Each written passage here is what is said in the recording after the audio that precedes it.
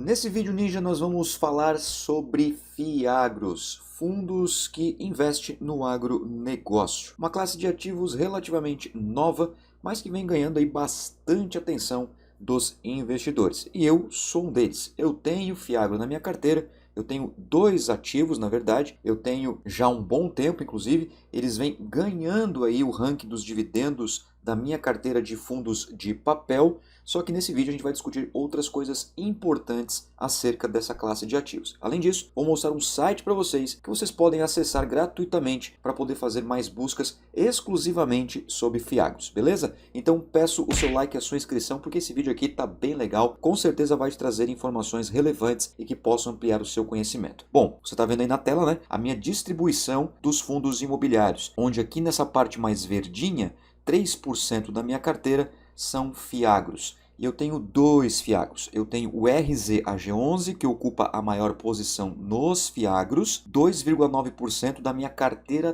toda, e 0,6% de VGIA 11. Então é muito pouquinho, pessoal. De acordo com o meu objetivo, que é um pouquinho mais conservador, levemente arriscado, eu não tento correr tantos riscos assim, os FIAGROS eles acabam sendo aí uma pimentinha na minha carteira. O VGIA 11 sofreu bastante ano passado em virtude de um calote que teve aí de um CRA, que é o que o FIAGRO investe, né, em CRA, certificados de recebíveis do agronegócio, e acabou prejudicando um pouco aí a cotação. O que eu fiz? Eu parei de aportar em VGIA 11, eu simplesmente não aportei mais, e até mesmo em RZAG11, não aportei mais. Eu foquei mais nos fundos de tijolo, até porque eu tinha bastante fundo de papel, e eu decidi fazer isso. Mas eu vou mostrar para vocês aqui na minha corretora, RZAG11. Veja o seguinte, ó, o último preço R$ 8,81 e o meu custo médio está R$ 9,34. Eu tenho 143 cotas do RZAG11. Pretendo voltar a aportar nele, porque ele é um bom fundo do agronegócio e eu preciso baixar esse custo médio aí, pelo menos para ficar mais próximo do que está aqui.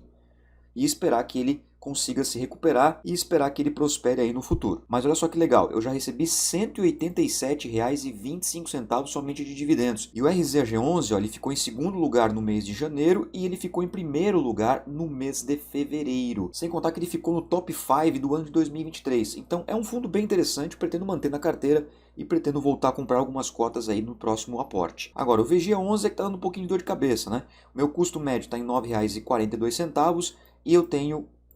E o último preço, R$ 8,06. Eu tenho 30 cotas do VG11. Mas veja, ó, não são tantas cotas assim. O RZAG11 é que eu tenho um pouquinho mais ali, 143. Mas o VG11 nem tanto, 30 cotas. Então se eu for comprar cotas do VG11, eu vou comprar pouquinho, assim, para ir devagarinho, baixando o custo médio e observando os relatórios gerenciais deste fundo do agronegócio. Agora, esse site aqui é bem legal, tá, pessoal? Eu vou deixar para vocês como sugestão. Fiagro.com.br é um site específico para você analisar os fundos do agronegócio. Tanto que os destaques aqui, ó, tá o SNAG11, o SNAG, né? O SNAG11 que virou base 10, o RZAG11 que eu tenho na minha carteira, o DCRA11 que é outro fundo do agronegócio. Mas aqui tem a lista, ó, de todos os FIAGROS, está em ordem alfabética, fica fácil para você encontrar aquilo que você quer. Um dos mais famosos que é o RURA11, né? Hoje também ele é base 10, olha só que legal. Então, bastante oportunidade, porque a maioria dos bons fundos do agronegócio, como por exemplo o RURA11, o SNAG11, o FGAA11, ó, todos esses aqui, eles custam na casa dos R$ 10. O XPCA11 também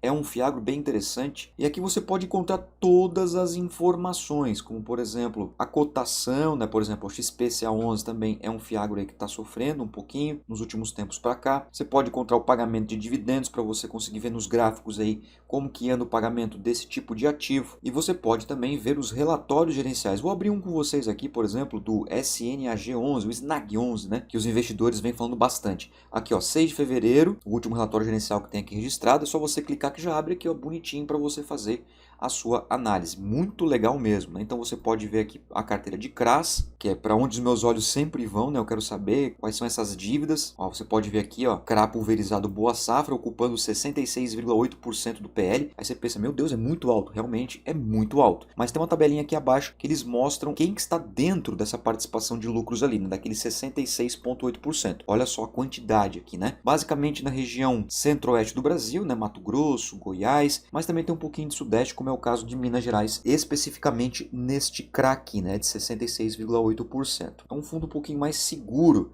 comparado a outros, por exemplo, como o Vigia 11, que é bem mais arriscado. Então, pessoal, da mesma forma como nos fundos imobiliários, que a gente observa os CRIs, né, os certificados de recebíveis imobiliários, a quantidade, pagamento, indexador, duration, todos esses dados que estão dentro da carteira do portfólio de CRIs, a gente observa os CRAs no agronegócio, porque ele é um fundo de papel. Então é muito importante você contabilizar, na minha opinião, tá, pessoal? Essa é opinião minha, tá? É muito importante você contabilizar juntamente com os fundos imobiliários, ou seja, os fundos de papel, fundos de CRIs e também com os FOFs, caso você tenha na carteira. O que é FOF? Fundos de fundo. No meu caso, eu tenho 24% de fundos CRIs. Os fundos clássicos, fundos imobiliários. Eu tenho FOF também, 5% e tenho mais 3% de FIAGRO, totalizando dá 32%. Isso aqui não é necessariamente o que eu investi, e sim o que eu tenho hoje de patrimônio, porque tem fundos que aumentaram, fundos que diminuíram, e isso dá 32% da minha carteira. Então eu contabilizo 24 mais 5 mais 3, que vai dar 32. E eu quero diminuir um pouquinho essa proporção de fundos de papel, de predominância de papel, sejam eles CRIs, CRAs ou fundos de fundos. E eu quero distribuir um pouquinho mais aqui nos fundos de tijolo, tentando aproximar aqui logística, shopping e lajes corporativas. Se bem que logística, como se valorizou bastante, acabou expandindo a minha carteira, que é o que está em amarelo aqui. O que eu acho dos FIAGROS neste momento? Bom, eu acho que são ativos interessantes,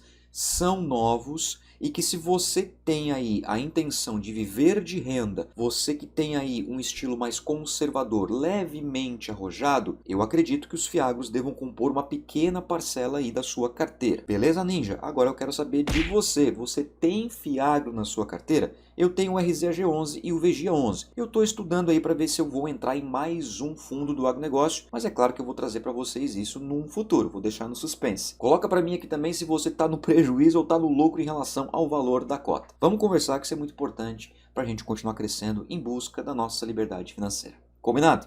Um forte abraço e tamo junto. Tchau!